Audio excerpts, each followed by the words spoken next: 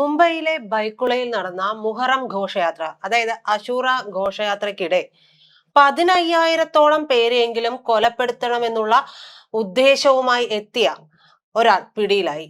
ഇയാൾ നടത്തിയത് വിഷഗുളിക അവിടെ കൂടിയവർക്കെല്ലാം വിതരണം ചെയ്യുകയായിരുന്നു. സിങ് ഫോസ്ഫൈഡ് എന്ന് പറയുന്ന അതിമാരകമായിട്ടുള്ള വിഷവസ്തു അടങ്ങിയിട്ടുള്ള ഗുളികകളാണ് ഇയാൾ ഇവിടെ പ്രതിരോധ ഗുളിക എന്ന പേരിൽ വിതരണം ചെയ്തത്.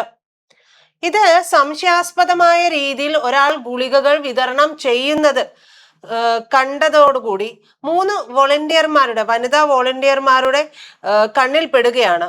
ഇത് അവർക്ക് സംശയം തോന്നിയതോടുകൂടി അവർ സമയോചിതമായിട്ടുള്ള ഒരു ഇടപെടൽ നടത്തിയത് കൊണ്ടാണ് ഒരുപാട് പേരുടെ 10,000 കണക്കിന് ആളുകളുടെ ജീവൻ എടുത്തേക്കാമായിരുന്ന ഒരു വലിയ ദുരന്തം ഒഴിവായത്.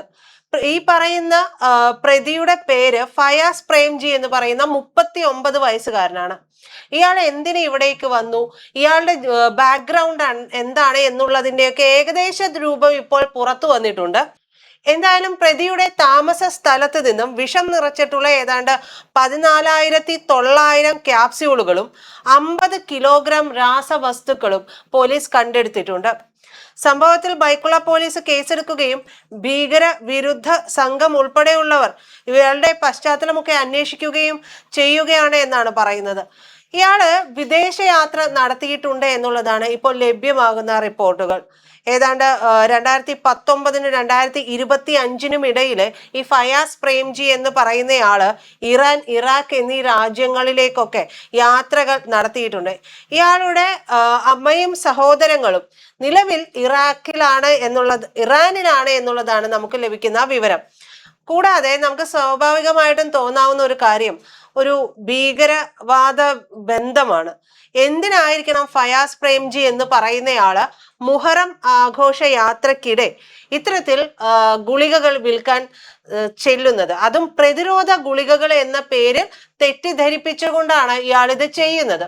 അപ്പൊ ഇത്തരത്തിലുള്ള കാര്യങ്ങളിലേക്കൊക്കെ പോകുമ്പോഴാണ് ഇത് വലിയ രീതിയിൽ പ്രശ്നമാകുന്നത്. നമുക്കറിയാം, നമ്മുടെ നാട്ടിലേക്ക് പലതരത്തിലാണ് തീവ്രവാദ ഭീകരരൊക്കെയും കടന്നു വരുന്നത്, അവരുടെ അജണ്ടകളൊക്കെ നടപ്പിലാക്കുന്നത്. അതിനെ തുടർന്നുള്ള വലിയ പ്രശ്നങ്ങളിലേക്കൊക്കെ പോകാൻ സാധ്യതയുള്ള ഒരു കേസ് കൂടിയാണ് ഇത്. ഇവിടെ ചിലർക്കൊക്കെ അവിടെ ഈ ഗുളികകൾ കഴിച്ചിട്ട് ഛർദിയും കടുത്ത വയറുവേദനയും ഒക്കെ ഉണ്ടായിട്ടുണ്ട്. ഏതാണ്ട് 11ഓളം പേർക്കാണ് ഇത്തരത്തിൽ ഛർദിയും വയറുവേദനയും ഒക്കെ ഉണ്ടായിട്ടുള്ളത്. ഇവരെ ഹോസ്പിറ്റലൈസ് ചെയ്തിട്ടുണ്ട് എന്നുള്ളതാണ് ലഭിക്കുന്ന വിവരം. ഇപ്പൊ പറഞ്ഞിട്ടുള്ള ഇറാനിലേക്കും ഇറാഖിലേക്കും ഇയാൾ നടത്തിയിട്ടുള്ള ഫയാസ് പ്രേംജി നടത്തിയിട്ടുള്ള ഈ ഒരു വിദേശ യാത്രയ്ക്ക് തീവ്രവാദ ബന്ധമുണ്ടോ എന്നുള്ള അന്വേഷണത്തിലേക്കൊക്കെ പോവുകയാണ്. കാരണം അന്താരാഷ്ട്ര തീവ്രവാദ ശൃംഖലകളുമായിട്ടോ അല്ലെങ്കിൽ അത്തരത്തിലുള്ള വലിയ കൂട്ടായ്മകളുമായിട്ടോ ഒക്കെ ഫയാസ് പ്രേംജിക്ക് ബന്ധമുണ്ടോ എന്നുള്ളത് കണ്ടെത്താനായിട്ട് ATS, അതായത് ഭീകരവിരുദ്ധ സംഘവും മുംബൈ പോലീസും സംയുക്തമായിട്ടാണ് അന്വേഷിക്കുന്നത്. ഇയാൾ പൂനെയിലെ വിമാൻ നഗർ സ്വദേശിയാണ് എന്നാണ് പറയപ്പെടുന്നത്. BBA ബിരുദധാരിയാണ്.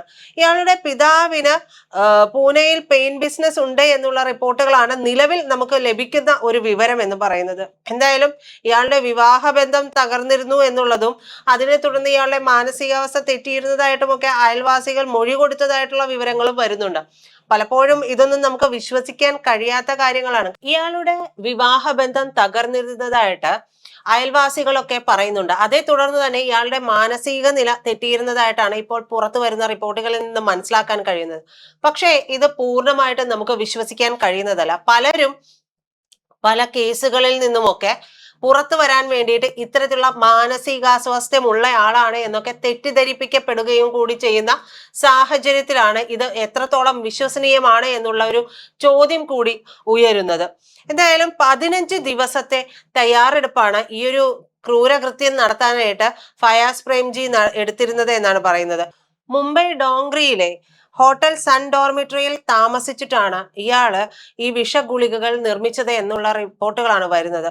ഒന്ന് ആലോചിച്ച് നോക്കൂ, ഓൺലൈൻ വഴി ഇയാൾ ഏതാണ്ട് വാങ്ങിയത് 30,000 ഒഴിഞ്ഞ ക്യാപ്സ്യൂളുകളായിരുന്നു. കൂടാതെ 50 കിലോഗ്രാം സിങ്ക് ഫോസ്ഫൈഡും ഇയാൾ വാങ്ങിയിരുന്നു എന്നാണ് പറയപ്പെടുന്നത്. ഘോഷയാത്രയിൽ പങ്കെടുക്കുന്ന 15,000-ഓളം ആളുകളെ അപായപ്പെടുത്തുകയായിരുന്നു തന്റെ ലക്ഷ്യമെന്ന് ഇയാൾ ചോദ്യം ചെയ്യലിൽ സമ്മതിക്കുകയും ചെയ്തിട്ടുണ്ട്.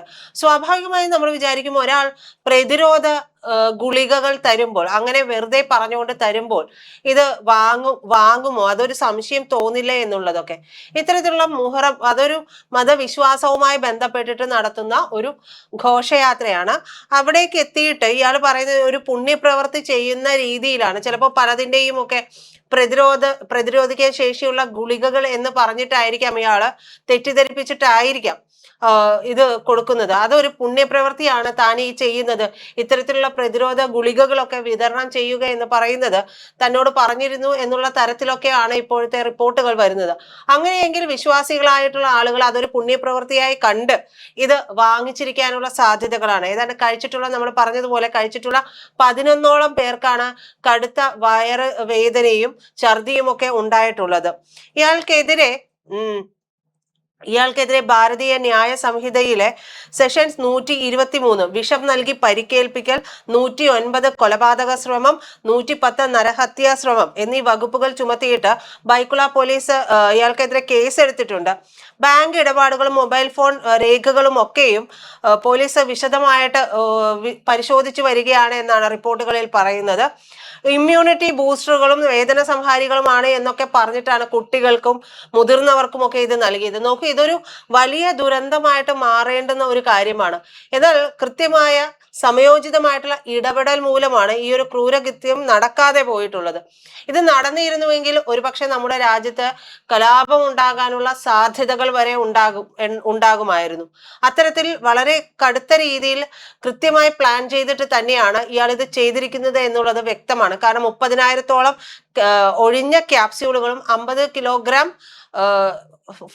ഈ വിഷവസ്തുവുമാണ് ഇയാൾ വാങ്ങിയിട്ടുണ്ടായിരുന്നത് എന്ന് പറയപ്പെടുന്നു. അങ്ങനെയെങ്കിലും ഒന്ന് ആലോചിച്ചു നോക്കും, ഒരു മതവിശ്വാസവുമായി ബന്ധപ്പെട്ട് അവർ ഏറെ പരിപാവനമായി കരുതുന്ന ഒരു ദിനത്തിൽ അവർ നടത്തുന്ന ഘോഷയാത്രയിൽ അവരെ തന്നെ ലക്ഷ്യമിട്ടുണ്ട്. ഏതാണ്ട് 15,000-ഓളം പേരെ തന്നെ ലക്ഷ്യമിട്ടുകൊണ്ട് ഇയാൾ ഇത് നടത്തണമെന്നുണ്ടെങ്കിൽ ഇത് കൃത്യമായിട്ട് വെൽ പ്ലാൻഡ് ആയിട്ട് ചെയ്തിട്ടുള്ള ഒരു പ്രവൃത്തിയാണ്. ഇയാൾക്ക് പിന്നിൽ ഉറപ്പായിട്ടും മറ്റാരെങ്കിലും കാണാനുള്ള സാധ്യതകളുമുണ്ട്. ഇയാൾക്ക് പൂനെയിലാണ് ബിസിനസ് എന്ന് പറയുന്നു, എന്നാൽ ഇയാളുടെ അമ്മയും സഹോദരങ്ങളും ഇറാനിലാണ് എന്ന് പറയുന്നുണ്ട്. അപ്പോ ഇത് തമ്മിൽ ഈ ലഭിക്കുന്ന റിപ്പോർട്ടുകൾ തമ്മിൽ ഒന്നും തന്നെ അങ്ങ് സെറ്റായി പോകുന്നില്ല. ഇതൊന്നും തമ്മിൽ യോജിച്ചു പോകാത്ത കാര്യങ്ങളാണ്. എന്തിനാണ് പൂനെയിൽ പെയിന്റ് ബിസിനസ് ഉള്ള ഇയാളുടെ അച്ഛനൊപ്പം നിൽക്കാതെ എന്തിനാണ് അമ്മയും സഹോദരങ്ങളും ഇറാനിൽ പോയി നിൽക്കുന്നത്? അതിന്റെ പിന്നിലെ ലക്ഷ്യം എന്താണ്? ഇതെല്ലാം പുറത്തു വരണം. ഇതിനാണ് തീവ്രവാദ വിരുദ്ധ സ്ക്വാഡ് കൂടി ATS കൂടി ഇതിന്റെ ഭാഗമായ അന്വേഷണം നടത്തുന്നത്. എന്തായാലും ഇത് പുറത്തു വരുമ്പോൾ രാജ്യത്ത് നിന്ന് എട്ടുന്ന തരത്തിലുള്ള എന്തെങ്കിലും കാര്യമായിരിക്കാനുള്ള സാധ്യതകളുമുണ്ട്. എന്തായാലും വലിയ ദുരന്തങ്ങളൊന്നും ഇല്ലാതെ തന്നെ ഈ ഒരു സംഭവത്തിൽ നിന്ന് 3 വനിതാ വോളണ്ടിയർമാരുടെ സമയോചിതമായിട്ടുള്ള ഇടപെടൽ മൂലം വലിയൊരു ദുരന്തം ഉണ്ടാകാതെ കഴിഞ്ഞു എന്നുള്ളതാണ് ഇതിൽ പ്രധാനപ്പെട്ട ഒരു കാര്യം.